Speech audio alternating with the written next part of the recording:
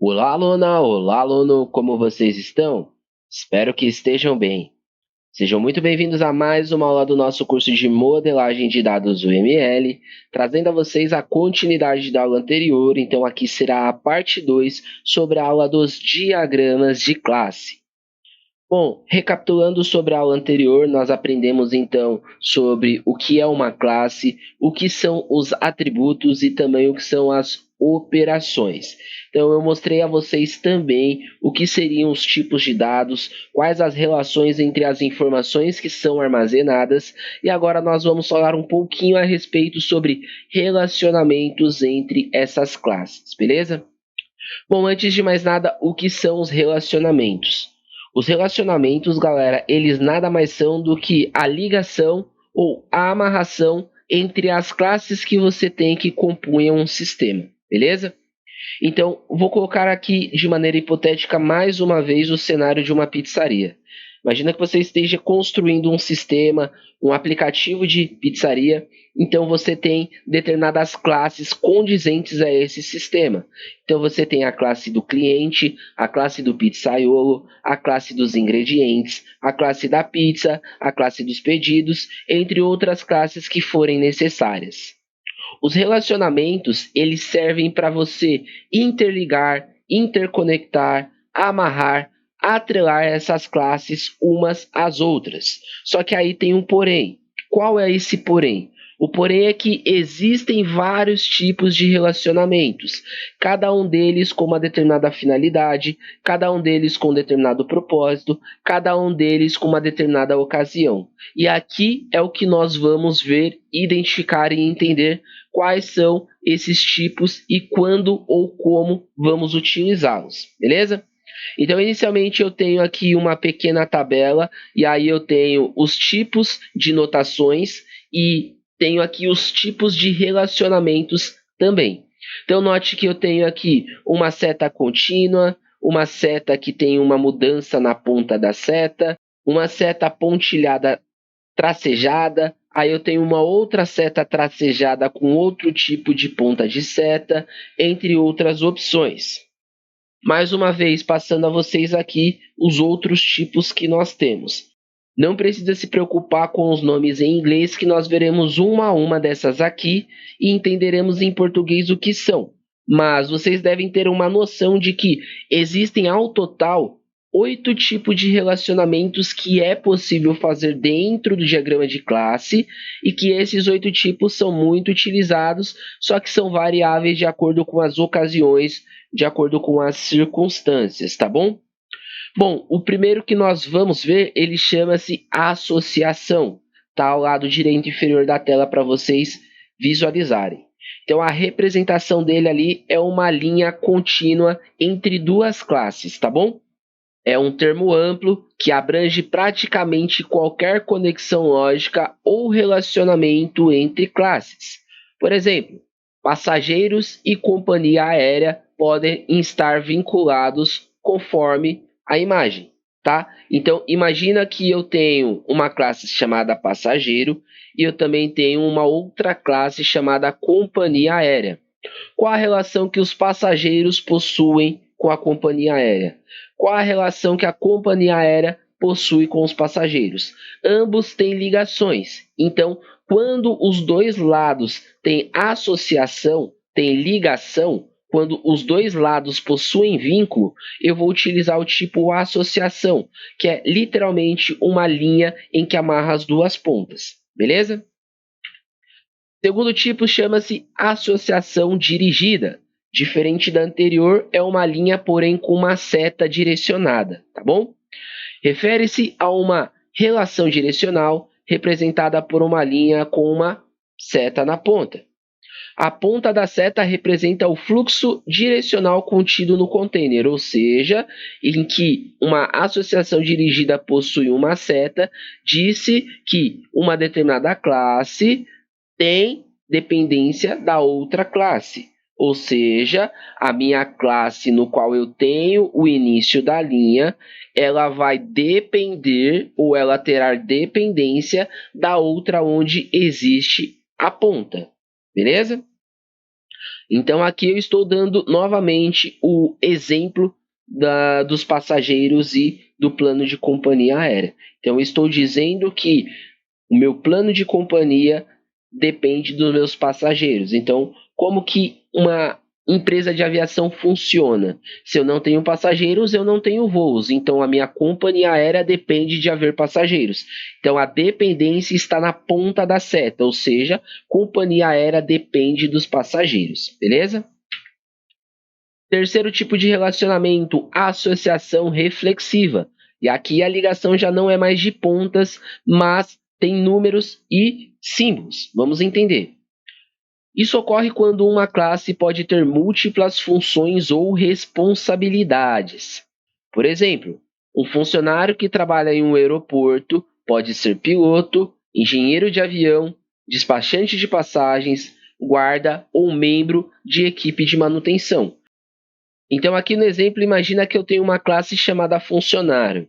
Dentro da minha classe funcionário, eu posso ter piloto, eu posso ter engenheiro de avião, eu posso ter despachante de passagens, eu posso ter guarda, eu posso ter membros de equipe, membros de manutenção, membros da limpeza, aeromoças, entre outros. Beleza?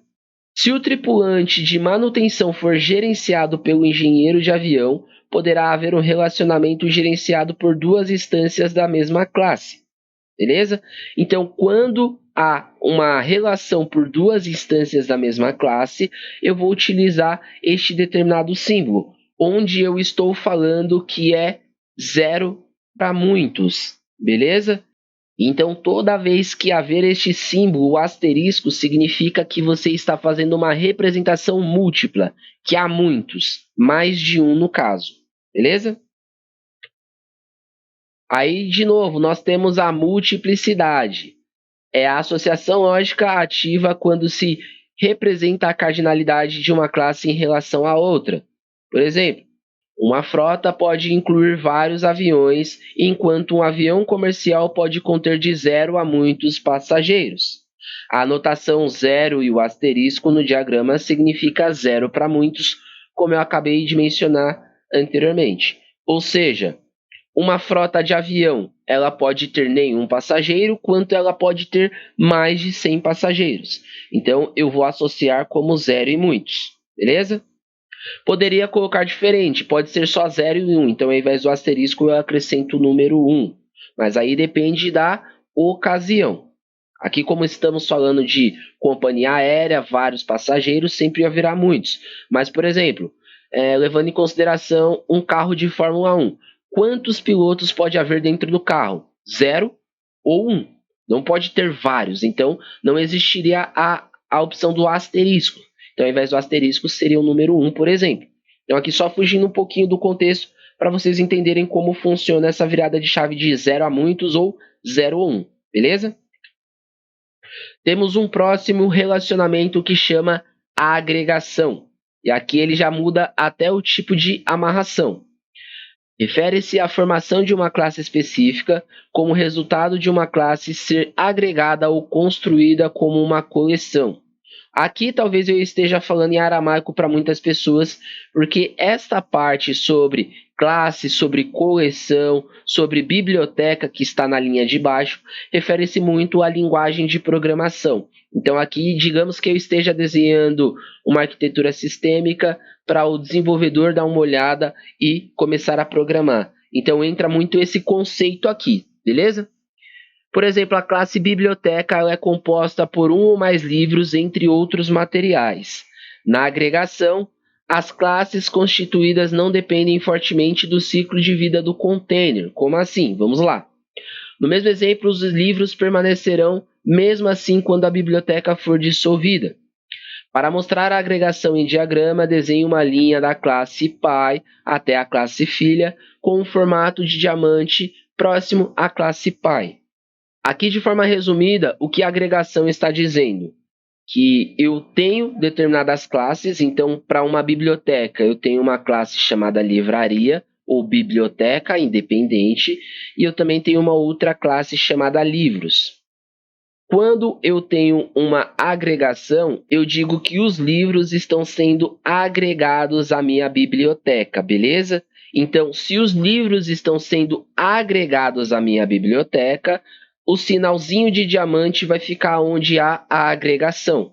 Ou seja, mesmo que um dia a biblioteca feche, não exista mais, seja dissolvida como o texto menciona, os livros ainda continuarão a existir. E ainda junto a isso, existe a representação múltipla.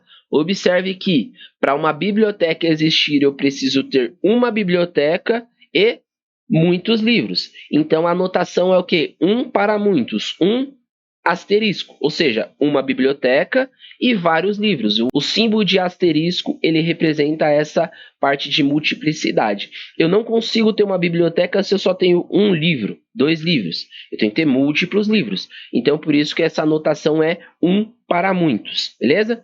Então, lá atrás eu mencionei 0 para muitos, 0 para 1, com o exemplo da anotação do carro de Fórmula 1. E aqui nós estamos vendo 1 para muitos, beleza? Pode ser 1 para 1 também. Nós vamos entender, se possível, aqui nos exemplos. Outro tipo de relacionamento chama-se composição.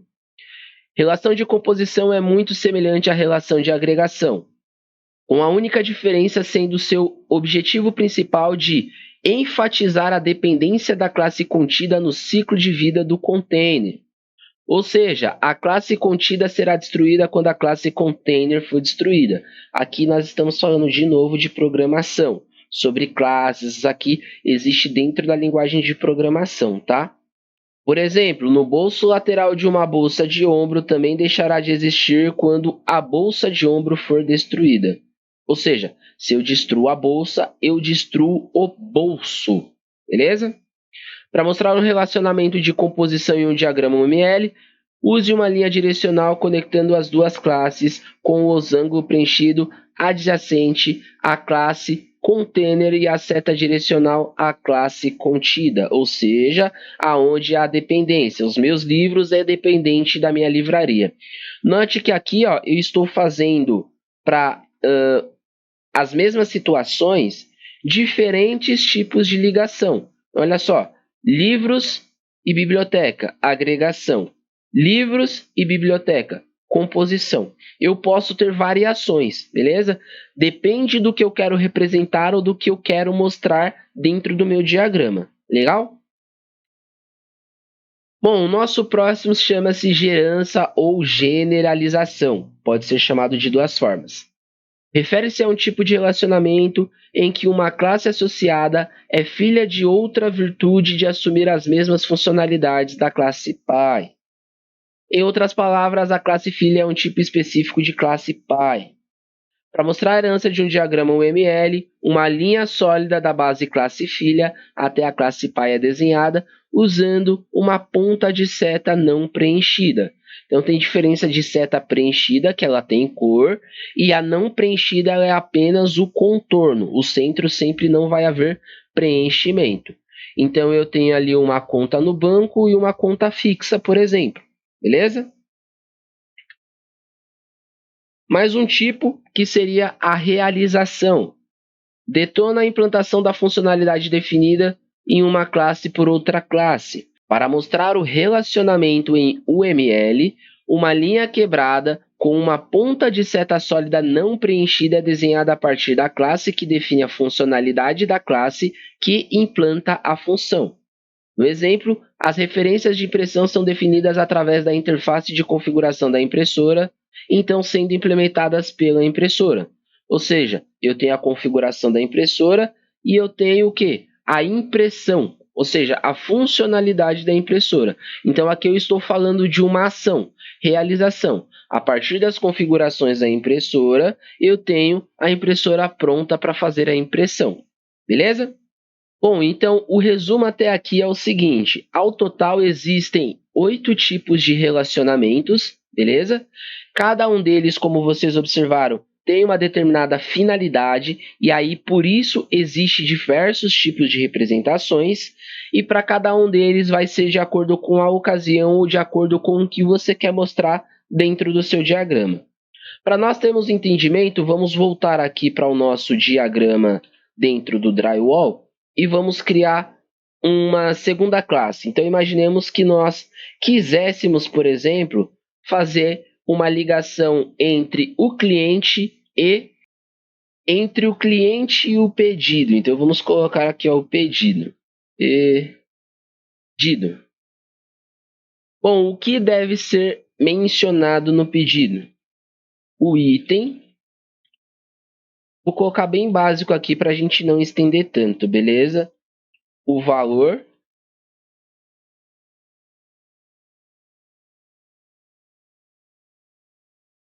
Que aqui o valor ele pode dar quebrado, então pode ser boolean, beleza? Nós também temos forma de pagamento.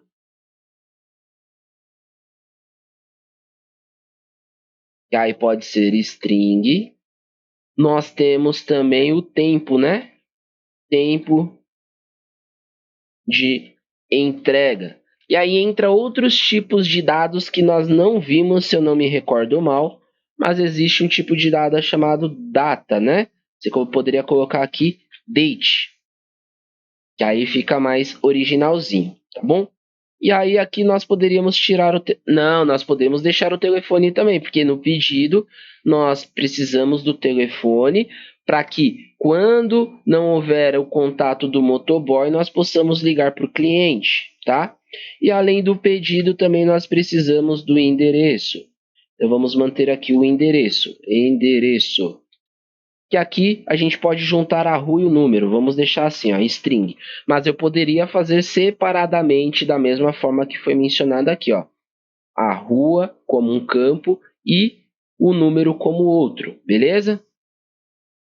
Bom, como seria a representação entre essas duas classes aqui, levando em consideração que nós estivéssemos falando do cenário hipotético de um sistema de pizzaria? Bom, para o meu pedido existir, eu preciso ter um cliente, beleza? Então, a dependência aqui é que o cliente faz um pedido. Então, eu poderia fazer uma anotação desta forma aqui, por exemplo. Beleza? Cliente efetua um pedido. E aqui eu posso adicionar comentários, tá? Isso daqui também é bem válido de a gente acrescentar. Eu posso colocar título aqui. Eu posso colocar assim, ó, efetua ou realiza. Então, efetua barra realiza, ou seja, o meu cliente efetua ou realiza pedidos, beleza? Se eu levar no cenário da configuração que nós havíamos falado anteriormente, eu posso fazer um para muitos. Então, todos esses tipos de notações, de associações, olha aqui, ó, eu tenho na parte inferior. Ó, eu tenho vários aqui, caso eu queira fazer a utilização. Então, eu poderia colocar aqui um para muitos. Eu poderia colocar também em texto. Caso eu queira, eu poderia colocar assim, ó. Um cliente efetua muitos pedidos. Então, eu poderia colocar assim, ó. Que um cliente efetua muitos pedidos. Beleza? Então, anotação 1 para muitos aqui, ó. E aí vocês podem organizar de forma que vocês achem melhor, pode dar cor de destaque, enfim, dá para fazer várias coisinhas aqui. Não vamos nos adentrar muito na formatação por enquanto, porque nós estamos aprendendo sobre os diagramas, né? Então, à medida em que nós formos aprendendo, nós vamos acrescentando os adicionais. Como diz o velho ditado, nós vamos enfeitando o pavão, beleza? Então, aqui ó, seria um determinado tipo de associação, beleza? E aí a gente pode voltar lá no slide, por exemplo, e ver em qual ele se enquadra. A associação dirigida é o melhor que se enquadra e no qual eu acabei de direcionar. Ó, refere-se a uma relação direcional representada por uma linha com uma ponta da seta. A ponta representa um fluxo direcional contido no container. Então, o fluxo direcional é que sempre o cliente vai vir primeiro do pedido. Não tem como haver um pedido antes de haver um cliente, beleza? Então, o cliente é quem efetua um ou mais pedidos. Por que aqui não pode ser 0? Porque se for 0 não existe pedido. Então não existe 0 pedido. Então um cliente efetua um ou vários pedidos. Beleza? Bom, a aula se estendeu um pouco mais do que eu imaginei. Vou me despedindo por aqui. Na próxima aula nós daremos continuidade e veremos ainda mais coisas sobre o diagrama de classe, para então nós entrarmos em exercícios de fixação destas aulas aqui, beleza? Me despeço por aqui, fiquem com Deus e até a parte 3.